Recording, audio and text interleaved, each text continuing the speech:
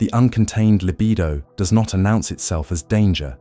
It emerges quietly, disguised as freedom, indulgence, and modern normalcy. It develops not through moral failure or perversion, but through neglect, through a culture that awakens sexual energy early while offering no structure to hold it. The boy encounters desire long before discipline, stimulation long before responsibility, pleasure long before purpose. And because no framework is given, libido is treated not as force, but as pastime. This is the first mistake. Sexual energy is not entertainment, it is pressure, and pressure without containment does not dissipate, it migrates. In earlier civilizations, sexual energy was naturally constrained by survival, labor, hierarchy, and consequence. A man's desire had to coexist with hunger, fatigue, risk, and duty. Libido was present, but it was not sovereign. The body was tired before it was bored. The mind was occupied before it wandered. Sexual energy had friction, and friction shaped it. Today, that friction has been removed. Desire is activated constantly, while resistance is nearly extinct. The modern man is exposed to stimulation without limitation, novelty without pursuit, arousal without effort. His nervous system is pulled forward endlessly, while nothing demands that he consolidate himself inward. The result is not liberation, it is diffusion. The uncontained libido begins as excess, but it evolves into occupation. At first it lives in the body, a tension, an urge, a background hunger. But over time, as it is repeatedly discharged without direction, it climbs upward. It enters the mind. Thought loses stillness. Silence becomes uncomfortable. Focus becomes something that must be forced rather than inhabited. The man becomes restless without movement, stimulated without satisfaction, active without momentum. He mistakes this agitation for vitality, unaware that it is a symptom of internal disorganization. His energy is no longer accumulating, it is leaking. This is where the illusion of control takes root. The man believes he is choosing indulgence freely because no external authority restrains him. But freedom that has never encountered restraint is theoretical. Control that has never been tested is imaginary. Libido, left unchallenged, learns the pathways of least resistance and reinforces them. Habit forms, pattern solidifies, the nervous system adapts. Over time, the man no longer directs his desire directs his attention, his mood, and eventually his decisions. This does not feel like possession, it feels like routine, and routine is how domination hides itself. As libido spreads unchecked, it begins to erode internal structure. Patience shortens, effort feels heavier, stillness feels hostile. The man becomes intolerant of boredom, yet incapable of depth. He seeks stimulation not because he is curious, but because he is uncomfortable with his own unpressurized state. Energy that should have condensed into focus instead disperses into compulsive release. Nothing builds, nothing hardens, nothing matures. He moves through life alert but unfocused, aroused but unfulfilled, busy but strangely hollow. The most insidious aspect of the uncontained libido is that it does not create immediate collapse. The man still functions. He works, he socializes, he desires. From the outside, nothing appears broken, but internally, his gravity has thinned. His presence lacks density. His will no longer exerts pressure on reality. It reacts to it. Libido, once meant to serve creation, ambition, and command, now hums constantly in the background, pulling attention downward, fragmenting intent, dissolving tension before it can transform into strength. This is not a moral crisis, it is a mechanical one. Energy demands structure, force demands containment, and when sexual energy is left without hierarchy, it does not remain subordinate. It studies the man, it maps his weaknesses, it exploits convenience, and slowly, without confrontation or resistance, it turns inward, feeding not on the body, but on the mind that failed to govern it. This is the awakening of the uncontained libido. Not wild, not dramatic, not rebellious, simply unmanaged, and therefore already in control. The uncontained libido does not remain a bodily impulse for long. Once it is allowed to circulate freely, once it is repeatedly indulged without resistance or redirection, it seeks higher ground. Energy always does. What begins as physical tension gradually infiltrates perception, thought, and identity, transforming desire from an urge into a governing lens. This is the stage where men believe they are thinking clearly while their thinking has already been compromised. Libido no longer asks for permission. It rewrites priorities silently. It reshapes what the man notices, what he values, and what he avoids. His attention bends toward gratification, his patience collapses under delay, and his internal hierarchy dissolves without visible conflict. At this stage, desire begins to dictate perception. Women are no longer encountered as reality, but as stimulus. Opportunity is evaluated not by long-term consequence, but by immediate emotional payoff. The man's gaze becomes acquisitive rather than discerning. His ambition loses coherence, fragmenting into scattered pursuits that promise validation instead of mastery. Libido turns outward-facing energy inward and downward, redirecting creative force into fantasy, projection, and anticipation. He spends more time imagining than building, more time reacting than advancing. The mind, once capable of holding complexity, becomes narrowed by craving. This is where possession becomes effective, because it feels voluntary. The man is not overtaken by compulsion, he is guided by preference. But preference itself has been conditioned. The nervous system has learned to associate relief with release, stimulation with comfort, arousal with meaning. As a result, the man grows intolerant of any state that does not provide immediate sensation. Boredom becomes unbearable. Solitude feels threatening. Silence triggers anxiety. He reaches outward reflexively, not because something is wrong, but because nothing is happening. Libido fills the void that discipline once occupied. As this pattern deepens, internal authority erodes. Decision-making becomes reactive. Tension, instead of being endured and converted into strength, is neutralized at the first sign of discomfort. The man avoids difficulty not because he is incapable, but because his nervous system has been trained to escape rather than withstand.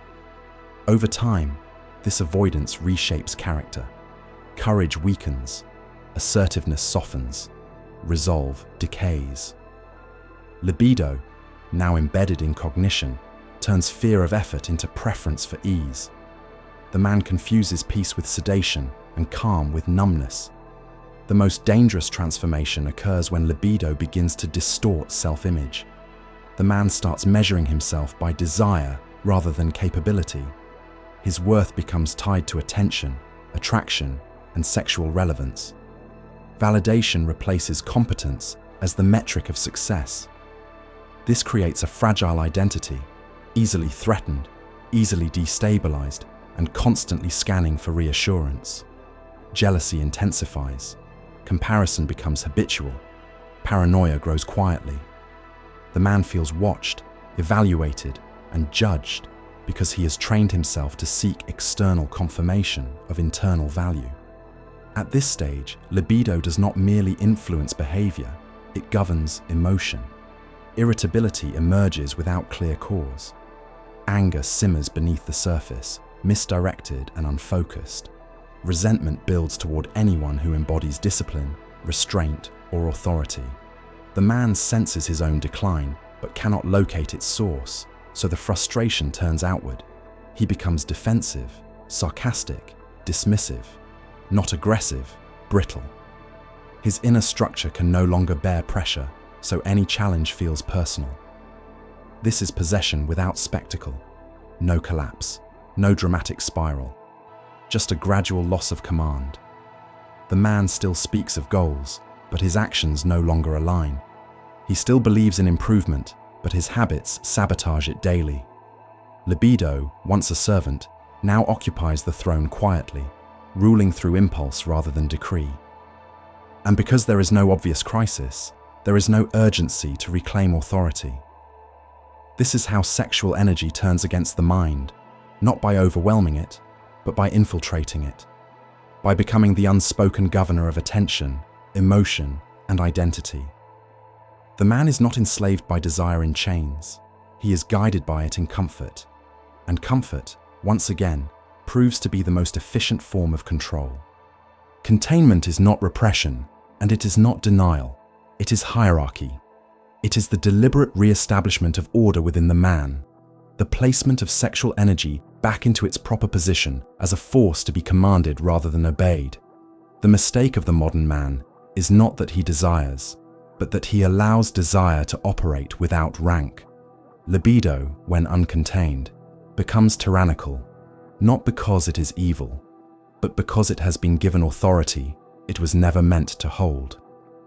Restoration begins the moment the man stops asking how to eliminate desire and starts asking how to govern it. Containment is built through pressure, not indulgence. The man must learn to hold tension without discharging it reflexively. This is foreign to him at first. His nervous system, long conditioned toward immediate relief, resists stillness. Silence feels heavy. Boredom feels threatening. But boredom is not emptiness. It is unused capacity. When sexual energy is no longer expelled on command, it begins to condense. Focus sharpens. Presence thickens. The man starts to feel weight return to his thoughts, his words, his movements. This is not excitement. It is gravity. With containment, libido is redirected into creation rather than consumption. Work becomes absorbing. Physical training becomes stabilizing. Study becomes satisfying. The same energy that once fueled compulsion now fuels endurance. Effort no longer feels like resistance. It feels like alignment. The man stops chasing stimulation and starts producing value. His nervous system relearns how to stay calm under load. Tension becomes tolerable. Delay becomes acceptable. Discomfort becomes instructional rather than threatening. As containment deepens, internal authority is restored. Decision-making slows, not from hesitation, but from deliberation. The man no longer reacts impulsively to emotional spikes or sensory cues. He chooses, and choice, repeated under pressure, rebuilds sovereignty. Libido returns to its proper role, not as ruler, but as engine. Desire supplies force, while purpose supplies direction. The mind regains clarity because it is no longer flooded with noise. The most visible change is not external dominance, but internal silence. The man becomes comfortable in stillness. He no longer needs constant stimulation to feel alive. Solitude sharpens rather than unsettles him. His presence carries density because it is no longer leaking energy. He speaks less but with more precision. He moves slower but with intention. This is not restraint as moral virtue. It is restraint as power conservation. Containment also dissolves the fragile identity built on validation and attraction. The man stops measuring himself by desire and returns to measuring himself by output, capability, and integrity. Jealousy fades. Comparison loses relevance. Emotional volatility stabilizes because the internal structure can now bear pressure without collapsing. Libido, once corrosive, becomes catalytic, enhancing confidence, assertiveness, and composure without distorting perception. This is the final reversal. Sexual energy, once turned against the mind, is reclaimed and integrated, not suppressed, not demonized, but subordinated. The man does not become numb. He becomes dangerous in a controlled way. He carries force without leaking it. He holds desire without being dragged by it. And in a world built to keep men overstimulated, distracted, and fragmented, the man who contains himself quietly reclaims the rarest form of dominance, command over his own internal state. This is not self-improvement. It is self-restoration. Thus remember, we are Indeceptor. Welcome to the Indeceptor archive, where the undeceived rise. No ads, no distractions, just pure, uninterrupted power. As a crusader of the archive, you gain infinite access to every video, every truth, every strategy, without censorship, delay, or interruption. New drops daily, delivered to you before the world sees them. Raw, unfiltered, elite. Indeceptions.com. The Crusaders Bundle. 4 ruthless lessons. 1 unbreakable code. For a limited time, claim all 4 Indeceptor audiobooks for the price of 3. Step inside the private archive of discipline, power, and psychological warfare, where lust is conquered, the mind is weaponized, and legacy is forged. Don't just listen. Arm yourself. Indeceptions.com.